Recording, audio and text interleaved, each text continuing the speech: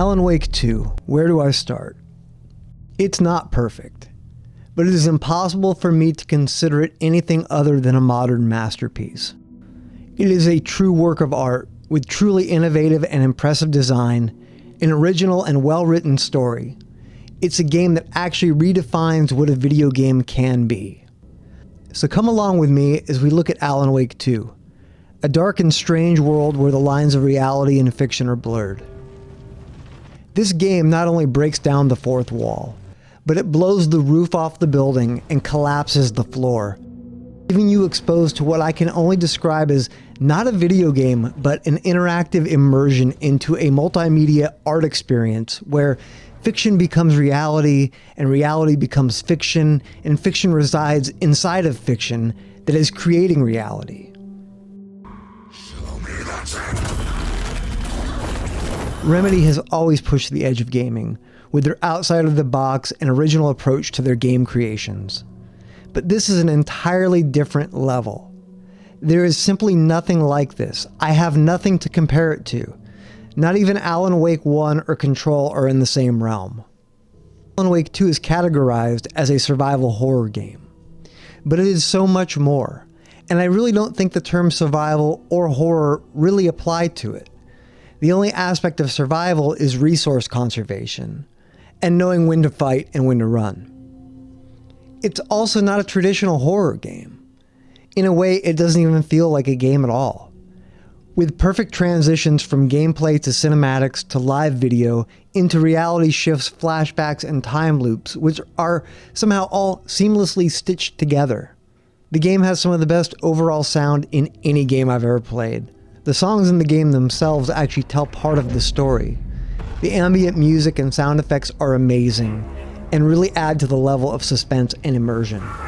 I'm not sure how they managed to create some of the sound effects the way they did, but they are so real that I swear I was hearing noises coming from rooms in my house, and it was just coming through my headphones in the game.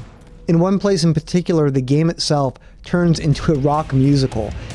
And all your stories of crime and chilling thrillers of hard-boiled killers became bestsellers.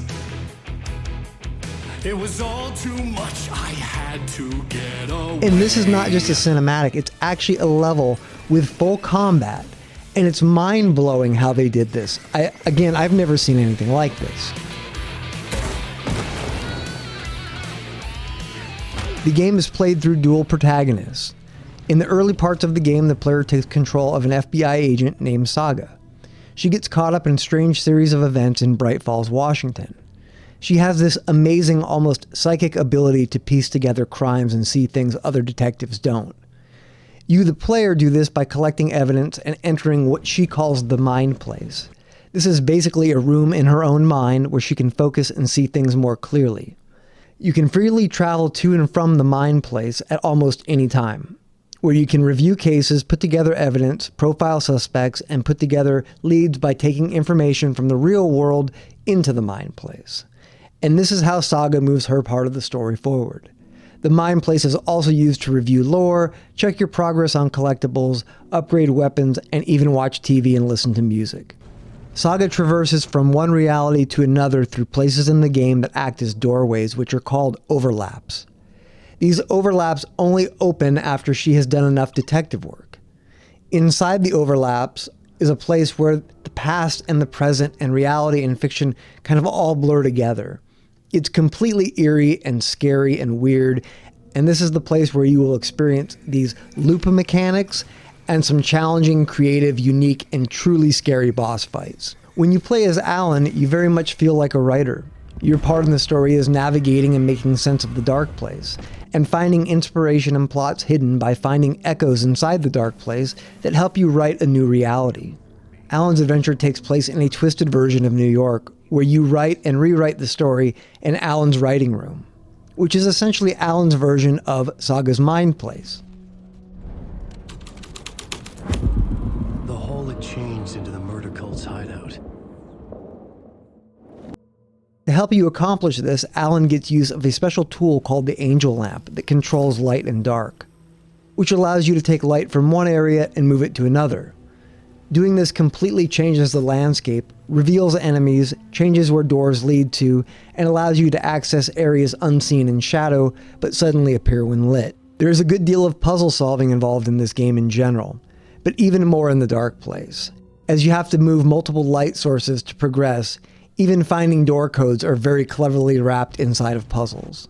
But what really stands out while playing as Alan, and what makes him so unique, is that you can choose to rewrite a scene using multiple themes that you select, which completely change the area you are in, and is key to the progression and his contribution to the overall story. I've honestly never seen anything like this. It's an absolutely amazing game mechanic. After completing the first part of the game, the player is given the ability to freely switch between Saga and Alan through the dual reality system. I personally alternated between Saga and Alan every chapter, but let's say you play Saga's entire story. You will eventually get to a point of no return with her, and soon after be forced to finish the Alan side of the story. So you won't miss anything, and there is no wrong way to play the characters or the chapters. Although Alan will have no boss fights, they did some really creative things with the enemies in Alan's side of the story. You will be creeped out by the ever-increasing presence of shadows, whispering your name everywhere you go. But if you try to get rid of them all, your flashlight batteries will run out. So you have to try and ignore them. But inside some of those shadows are hidden very real enemies that will force you into a fight.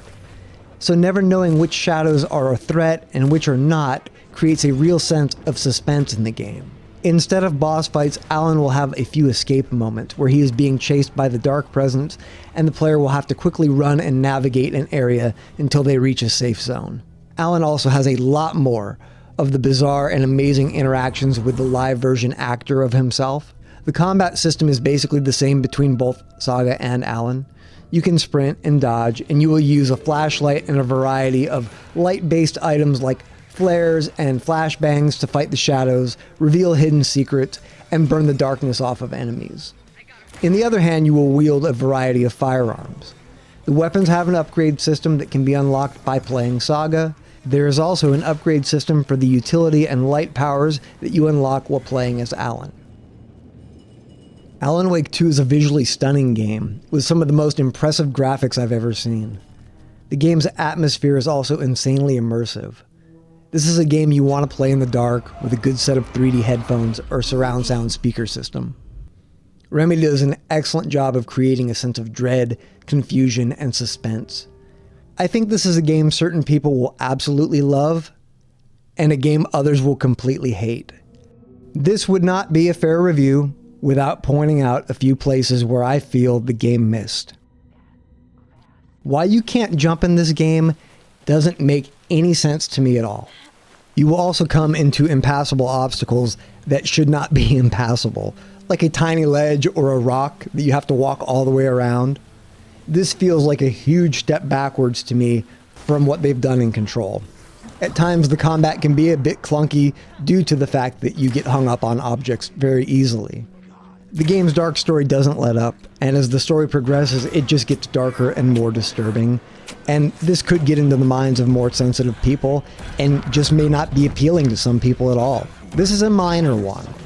But the game lacks functional mirrors and reflections, and that just seems really odd to me, since Remedy pretty much pioneered working reflections and mirrors over 20 years ago on the PlayStation 2.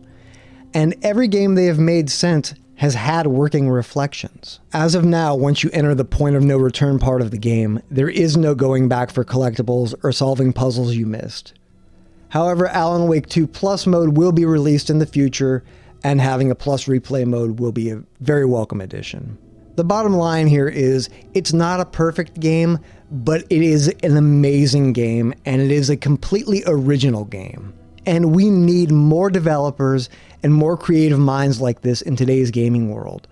Developers that are not afraid to take chances and step outside the safe area of game creation. Even if you're not a fan of the genre or familiar with the work of Remedy Game Studios, this is a game almost everyone should at least give a chance. Unless you're a kid or you get scared or freaked out easy. Despite the negatives I just pointed out, this is one of the best games I've ever played.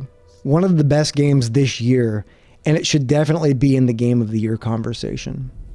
If you made it this far, please don't forget to give this video a thumbs up, leave a comment, or subscribe. You're the one who's been calling me. Indeed.